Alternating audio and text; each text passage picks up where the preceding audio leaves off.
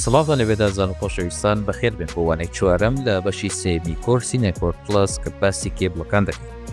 لەوانەی ئیمڕۆمان باسی تویستد پێر کێبڵ دەکەین. با سەرەتا بە پێناسەکەەوە دەست پێ بکەین پاشان باسی دەکەین. تویستد پێر کێبڵ بە کوردی دەبێتە کێبڵی جووتە پێچاوپێچ. کێبڵی تویستد پێر پێک دێت لە چەندین وایری تاکە کەسی کە بە شێوازێکی جووت پێکەوە پێچراون. هەندێک جار قەڵغانێکی کانزایی لە دەوری ئەوان دادەنرێت. هەر بۆیە پێی دەوترێت STP واتە شێڵدە تویستد پێر و کێبڵی بێقەڵغان واتە ئەو کێبڵی کە فۆیڵی تێدا نییە هیچ پارچەیەکی ئەلمنیۆمی زیادە لە دەوروبەری کێبڵەکە نییە پێی دەڵێن UTP واتە ئەنشێڵدە تویستد پێر. کەمێکی دیکە باسی جیاوازی دەکەین لە نێوان STP و UDP. باشە بابینە سەر پێکهاتی کێبڵەکە. جووتەوایری تێدایە بە زۆری مسە واتە گەینەری ناوەندی کێبڵەکە مسە هەر جووتێک بێکەوە دەپێچرێتەوە بۆ کەمکردنەوەی تێکەڵاوی کارەبایی و هەروەها تێکەڵاوی کارموکناتیزی بە زۆری لە کێبڵی ئینتەرنێتی ستاندەرد 4 جووتە واتە 8 وایری تێدایە. باشە پرسیارێکی گرنگ هەیە، بۆچی وایرەکانمان پێچاوپێچن؟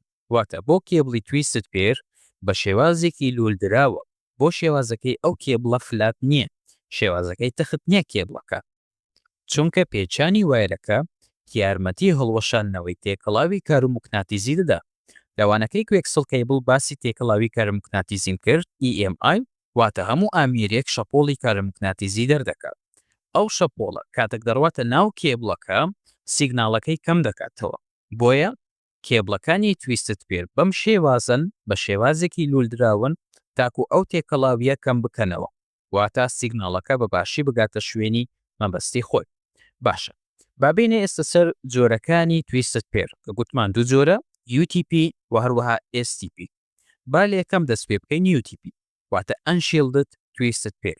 UDP جۆرێکە لە کێبڵ کە پێک هاتووە لە جووتەواری مەس کە بە دەوری یەکتردا پێچراون بە بێ غیلافی کانزایی دەرەوە واتە بێ قەڵغان. ئەوەی گرنگە تۆ ئاگاداری بی لێرەیە بە بێ غیلافی کانزایی. ئەوان ئێمە کێشەمان جۆرەکانی کێبڵەکە نییە، ئەوەی دەبێت تۆ ئاگاداری بی کە UTP واتە بێ قەڵغانە بێ فۆیڵە.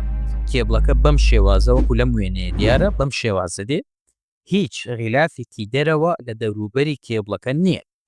تایبەتمەندیەکانی UDP کێشی سووکە و دانانی ئاسانە، هەرزانترە لە جۆرەکانی تر وەکو STP یان فایبەر لە تۆڕەکانی ئیسەرنێتدا بەکاردێت.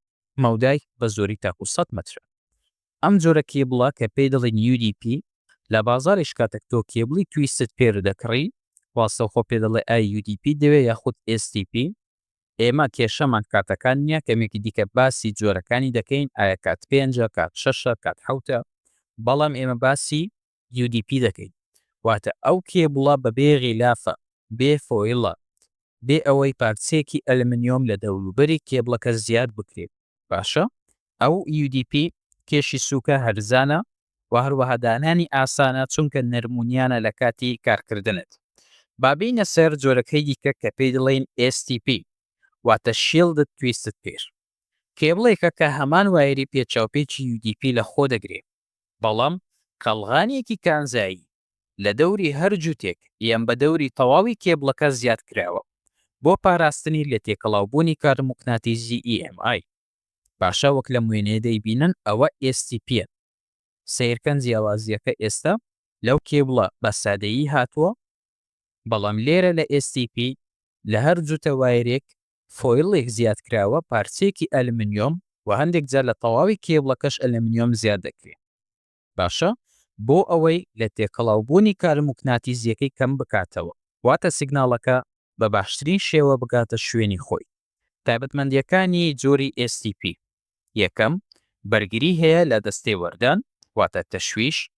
دووەم لە ژینگە پیشەسازیەکان یان ئەو شوێنانی کە ئامیری تێدایە کە دەبنە هۆی تێکەڵاوی بەکاردێت، یعنی ئەو شوێنانەی کە کارگەنە کارگەی دروستکردنی چەندین بەرهەمی پیشەسازین. ئەو ئامێرانە چونکە کارەبایەکی یەکجار زۆر بەکاردێنیتن و هەروەها کێبڵەکانی ئەو شوێنە شەپۆڵێکی یەکجار زۆری کارموکناتیزی دەردەکات، بۆیە تۆ لە ژینگەی پیشەسازیەکان دەبێت زۆری STP بەکاربینی. سێم گرانترە وە قورسترە لە UDP، نرخەکەشی جیاوازی هەیە لە نێوانیان. STP گرانترە لە UDP. نزیکەی هەمان مەودان وەکو UDP STP تاکو 100 مترە بەڵام لە شینگەی بازرگانی باشتر سیگنال دەپارێزێت. وەکو کارکردنت ئایا من STP بەکاربێنم یان UDP دەگەڕێتەوە سەر شوێنەکە. ئەگەر شوێنەکە بۆ نمونە ئۆفیس بێ ئامیری یەکجەر زەبەلاحی پیشەسازی تێدا نەبێ ئەوە زۆر باسانی دەتوانانی UDP بەکاربێنی هیچ کێشت نییە. باشە بۆ کامیرەکان بێ بۆ VoIP تەلیفۆنەکان بێ بۆ کۆمپیوتەرەکان سویچەکان دەتوانانی UDP بەکاربینی و باشیشە. بەڵام ئەگە شوێنەکە ژینگەی پیشەسازیە یاخود ئەو شوێنە کارەبایەکی یەکجار زۆری تێدایە وا باشترە STP بەکاربینیم واتە شیلد تویستت پێر ئەو کێبڵی کە فۆیلی تێدایە. باشە با ئێستا بینە سەر جۆرەکانی کێبڵی ئینتەرنێت واتە وەسفەکانی. جۆرەکانی کێبڵی ئینتەرنێت بە بەکارهێنانی کۆدێک باز دەکرێن کە ئەم فۆرماتە پەیڕەو دەکات. N Signaling X N ئاماژەیە بۆ ڕێژەی سیگنال بە مێگابایت لە چرکەیەکدا یاخود گیگابایت. باشە و هەروەها سیگناڵینگ کورتکراوەی جۆری سیگناڵەکەیە ئایا بەیسباندە یاخود برۆباندە. کێبڵەکانی تویست پێر بەیسباندن. باشە بۆیە دەنووسرێ بیس واتە بەیسباند. لە بەشەکەی داهاتوو ئینشاڵڵە باسی جیاوازی دەکەن لە نێوان پرۆباند و هەروەها بەیسباند. بەڵام تاکو ئێستاوەی کە گرنگە تۆ ئاگاداری بی لە ناوڕاست سیگناڵینگ واتە جۆری سیگناڵەکەیە. کۆتا بەش کە بە ئێکسە واتە پیتێک یان کۆمەڵەیەک لە پیت ئاماژێ بۆ جۆری کێبڵەکە. سەیری ئەم نمونەیەکە دا G بیس T ئەوە مانای چیە؟ وتمان لە ئێنەکە واتە یەکەم بەشی بۆ ڕێژەی سیگناڵە بە مێگابایت یاخود بە گیگابایت لێرە جیە واتە گیگابایت یعنی 10 گیگابایت و ئەوەی ناوڕاست گوتمان جۆری سیگناڵەکەیە کە گوتمان بەیزباندە بە جۆری تویستت پێر و هەروەها تی کە گوتمان ئەوە پیتێکە کە ئاماژێ بۆ جۆری کێبڵەکە لێرەتی بە مانای تویستت پێر دێ واتە ئەو جۆرە کێبڵە کە گوتمان ئەوەیان پێی دەڵێن تویستت پێر. باشە بەم شێوازە ئەو فۆرماتی جۆرەکانە. باشە بابین سەیری ئەم خشتەیە بکەین کە جۆرەکانی کێبڵی تویستت پێری تێدایە. طبعاً لە ئینتەرنێتیش دەتوانێت بە دوای ئەم خشتەیە بگەڕێ زۆر باسان دەنووسی تویستت پێر کەیبڵ کاتگەری تیبڵ واتە جۆرەکانی کێبڵی تویستت پێر. ڕاستەوخۆ چەندین خشتت پێ پیشان دەدا سەبارەت بە جۆرەکان.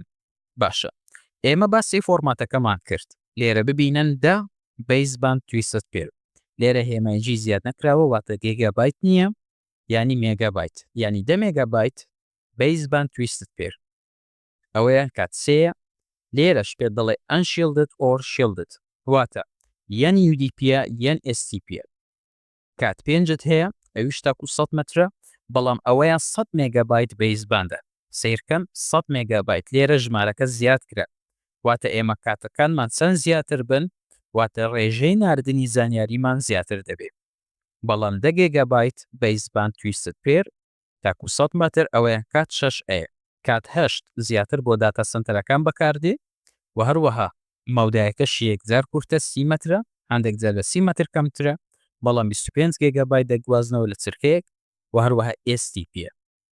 ئەو زانیاریەی کە دەبێتەوە بیزانی سەبارەت بە کارکردنت لەگە کێبڵی تویستت پێر وەکو گوتم زۆرەکانی زۆرن بەڵام ئایا کامە زۆر بەکاردێ زیاتر بۆ کامیرەکان یاخود بۆ تەلیفۆنەکانی VoIP یان بۆ کۆمپیوتەرەکان بە زیاتر کات 6 ئەوەیان زۆرترین جۆرەکە بەکاردێ.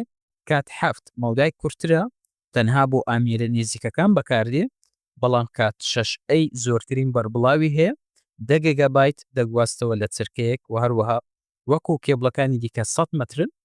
بابی سەری ئەو نمونەیەکەین لە نمونەی پرسیارەکانی تاقیکردنەوە یعنی پێت دەڵێ You need to run a UDP cable for 10 gigabyte per second speed with a distance of the 100 meter. Which minimum cable category rating should you use? What pieces بە کێبڵێکی UDP بە خێرایی 10 gigabyte بۆ مەودای 100 متر کامە کەمترین هەڵسەنگاندنی جۆری کێبڵە کە دەبێتەوە بەکاری بینی؟ ئایا کات 5 بەکاردێنی یاخود کات 5 یاخود کات 6 یان کات 6 لێرە وەڵامە ڕاستەکە کات 6 چونکە ئێمە لە خشتەکە گوتمان 10 گیگابایت لە چرکەیەک بەیزباند تویستت پێر بۆ 100 متر ئەوەیان کات 6 باشە ئەم خاڵە دەبێ ئاگاداری بی سەبارەت بە تاقیکردنەوەکان. بابێنە سەر کۆنێکتەرەکانی ئەو جۆر کێبڵە واتە پێوێستکرەکانی چۆن ئێمە لە کوێکسڵ کێبڵ وانەکە گوتمان کێبڵی کوێکسڵ BNC هەیە تیکۆنێکتەری هەیە ئەو کۆنێکتەرەکە بە کێبڵەکە دەبەسترێ و هەروەها کێبڵی تویستت پێر ئەویش کۆنێکتەری هەیە کە پێی دەڵێن RJ45 RJ کورتکراوەیە بۆ ڕەجسترێتت جاک واتە جاکی تۆمارکراو کە 45 ژمارەی مودێلەکەیە 8 پینی هەیە بۆ بەستینەوەی کێبڵەکانی تویستت پێر بەکاردێ وەکو کۆمپیوتەر یاخود سویچەکان یان پڕاپترەکان جۆرێکی دیکەمان هەیە لە کۆنێکتەری RJ ئەویش RJ11 کە 4 پینی هەیە بۆ بەستینەوەی هێڵەکانی تەلیفۆن بەکاردێ وەک لە وێنەکان دیارن ئەوەیان RJ45 8 پینی هەیە واتە شوێنی 8 وایەرەکەی تویستت پێر دەگریتە ئەوەشیان RJ11 کە 4 پینی تێدایە زیاتر بەکاردێ بۆ هێلەکانی تەلیفۆن و هەروەها کێبڵی تایبەتی خۆی هەیە پێی دەڵێن کێبڵی تەلیفۆن بە شێوازێکی فلات دێ بە شێوازێکی تەخت ئەوەیان کێبڵی تەلیفۆنە بەڵام وەکو تویستت پێر ئەوەی کە دەبێت تۆ بیزانی کە ئەمە کۆنێکتەر لەگەڵی بەکاردێ کۆنێکتەری RJ45 هاوڕێیان وازانگەشتە کۆتایی وانەی ئیمڕۆمان کە باسی کێبڵی تویستت پێر بکرد هیوادارم سوودتان لەم وانەیە بینی بێ وانەی داهاتواتان بینمەوە هەر شاد و بەختەوەر بن خوداحافظ